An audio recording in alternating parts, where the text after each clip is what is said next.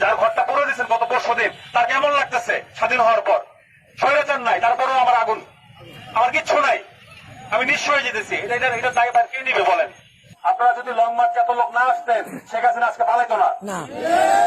Long March থেকে hello, আসসালামু আলাইকুম। আমি সজীব সাহা।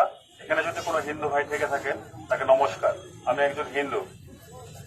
আমি আজকে এখানে এসেছি, আমি একটা ছোট্ট কথা বলি। আমি গতকালকে রাতে বাসায় ছিলাম, আমি একটা মেসেজ পাই, আমার বোন আমাকে মেসেজ দিয়েছে, দিনাজপুরে জয়গঞ্জে খানসামা মন্দিরে আগুন। এখন আপনি বলেন, আমি একজন হিন্দু হয়ে এরকম একটা নিউজ পেলে আমার কাছে কেমন লাগবে? 5 আগস্ট, যেটা অন্যভাবে বললে 36 জুলাই, এদিন বাংলাদেশ স্বাধীন হইল, সবাই আপনারা আনন্দ উল্লাস করতেছেন, তা আমরা কি দোষ করছি? আমি মানতেছি কিছু লোক আছে যারা বিগত সরকারের পা চাইটা মানুষের অনেক ক্ষতি করছে।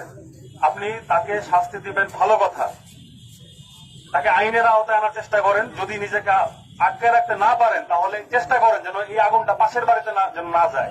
তার পাশের বাড়ির লোকের তো দোষ নাই, আমাকে কেন মারবেন? আমি কি করছি? শুধুমাত্র আপনার আর আমার ধর্ম কি? ধর্ম হচ্ছে একটা জীবনযাপনের তরিকা, জীবনযাপনের ধরন। আপনার জীবনযাপনের ধরন একরকম আর আমার আরেক রকম, তাই বলে আপনি আমার মেরে দিবেন? আমার বাঁচার অধিকার নাই? আমার কথা হচ্ছে, বাংলাদেশ দ্বিতীয়বার স্বাধীন হয়েছে, এই স্বাধীনতা আমাদেরকে নিয়ে আপনারা ভাগাভাগি করেন দয়া করে। আমি আজকে আমার অফিস, আমি ছাত্র না, আমি একজন ইঞ্জিনিয়ার, আমি প্রাইভেট সেক্টরে জব করি। গতকালকের মেসেজ, আমি 18 তারিখ থেকে, জুলাই 18 থেকে আমি আপনাদের সাথে আন্দোলনে আছি। যেদিন আমি আবু সাইদের মৃত্যুর খবর পাই, সেদিনের পর থেকে আমি নিজেকে আটকে রাখতে পারিনি। রাস্তায় যেহেতু একটা ছাত্রকে গুলি করে মারতে পারে, তাহলে আমার ঘরে ঢুকে আমাকে গুলি করে মারতে পারবে। এর কোনো গ্যারান্টি নাই যে সে আপনাকে, আমাকে, আমার বাচ্চাকে আগামী দিন মারবে না। তার পতন আমি ওই দিন থেকেই চাই, এবং আমরা সফল হয়েছি। কিন্তু এই সফলতা সবাইকে ভাগ করে নিতে হবে। আমার কথা হচ্ছে, আপনারা দয়া করে আপনাদের আশেপাশে যদি দেখেন কেউ কাউকে আঘাত করছে, সে হিন্দু হোক বা মুসলমান হোক, আগে তাকে সেভ করেন। না হলে আপনাকে যেদিন আরেকজন আঘাত করবে, আপনাকে সেভ করতে কেউ আসবে না। আমাদের পাশে আমাদেরকে দাঁড়াতে হবে। আপনারা যদি লং মার্চে এত লোক না আসতেন, শেখ হাসিনা আজকে পালাইতো না। লং মার্চে কে হিন্দু, কে মুসলিম, কে বৌদ্ধ, কে খ্রিস্টান কেউ দেখে আসছে? সবাই একযোগে আসছে, একসাথে আসছে স্বৈরাচারের পতনের জন্য। তাহলে সুন্দর বাংলাদেশ যদি চান, তাহলে সব অন্যায়ের বিরুদ্ধে রুখে দাঁড়াইতে হবে। আপনাকে আগে নিজে পরিবর্তন হইতে হবে, নিজের মধ্যে পরিবর্তন আনেন। আপনি যদি বাইক চালান, আপনার কাছে যদি কাগজ না থাকে, পুলিশ আপনাকে আটকাইলো, আপনি 60 টাকা 200 টাকা ধরাই দিলেন, এইখানে অপরাধী আপনি, পুলিশ তখন আরেকজনের কাছ থেকে আশা করবে, তাই না? আপনি এই দিনটাকে, এই দেশটাকে আপনি করাপ্ট বানাইতেছেন। আপনাকে আগে ঠিক হইতে হবে। আপনি অপরাধ করলে আপনাকে স্বীকার করতে হবে, শাস্তি ভোগ করতে হবে। আপনি যদি রাইট থাকেন, সঠিক থাকেন, আপনাকে যদি ভুলভাবে কেউ ফাঁসায়, সারা দেশ আপনার পাশে থাকবে। দয়া করে আমি যে কথা বলতে আসছি এখানে, আমার আসার উদ্দেশ্য একটাই, এই স্বাধীনতা আমি চাই। আমার ঘর বাড়ি ভাঙেন না, আমিও আপনাদের সাথে উদযাপন করব।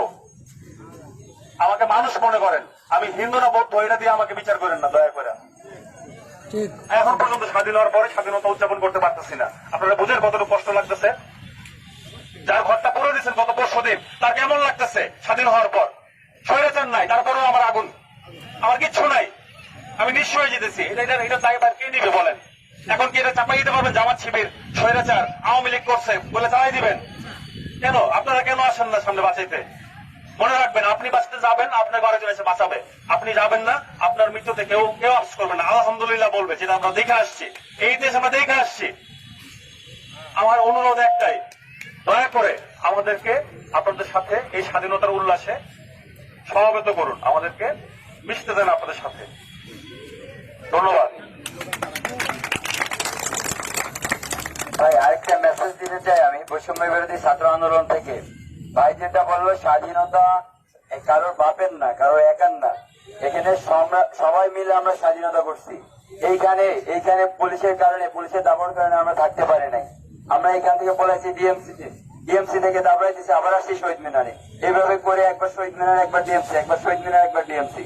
তো স্বাধীনতা যেহেতু আমরা অর্জন করে ফেলছি, আপনাদেরকে একটা মেসেজ দিতে চাই যেখানে অন্যায় দেখবেন কানের নিচে বসাই দিবেন, ঠিক আছে?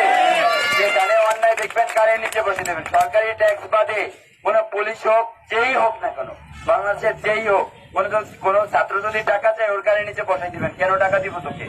ঠিক আছে, অন্যায় এভাবে রুখে দেন। প্রত্যেকটা জায়গা থেকে ইঞ্চি ইঞ্চি থেকে শুরু করেন, বাংলাদেশ আপনার করে নেবে। ঠিক আছে, কোন শিক্ষা প্রতিষ্ঠানে যদি অবৈধভাবে কেউ টাকা চায় তার কানের নিচে বসাই দিবেন। আর শিক্ষা প্রতিষ্ঠানে কোনো ছাত্র রাজনীতি চলবে না, ঠিক আছে?